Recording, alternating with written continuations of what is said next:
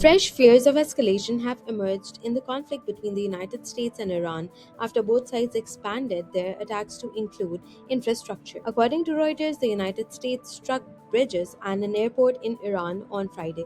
Iran responded by targeting a power generation and water desalination plant in Kuwait. At sea, the renewed conflict has continued to disrupt energy supplies from the Gulf. US Marines boarded a tanker near the Strait of Hormuz while another vessel was seized by armed men off Yemen, raising fresh concerns over security at another key shipping route near the Red Sea. The latest escalation came after the ceasefire agreement between Washington and Tehran collapsed last week. As tensions rose, Brent crude oil prices climbed more than 3% to nearly $87 a barrel, their highest level since an interim agreement reached a month earlier. Global stock markets also fell, with Wall Street opening sharply lower. US President Donald Trump has threatened broader airstrikes on Iran's infrastructure and has also declined to rule out a ground assault on Iran's coast or islands. US officials said attacks on southern Iran are intended in part to provide the president with additional military options. Reuters reported that US Central Command included military logistics infrastructure among its latest targets, marking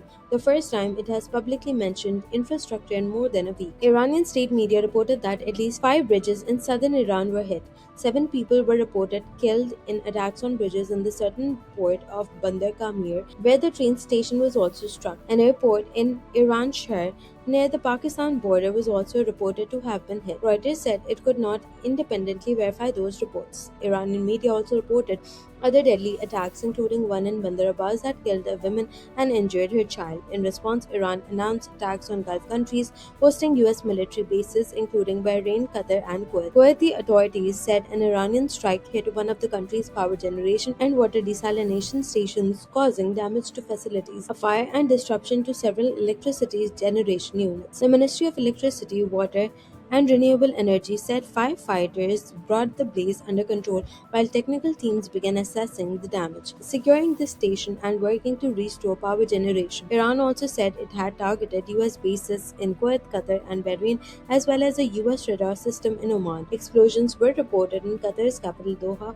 where the Interior Ministry said a child was wounded by shrapnel. Tehran also said it fired at what it described as a US Special Forces base in Syria's Tun area. Syrian and US officials have said American bases have already vacated the base earlier this year.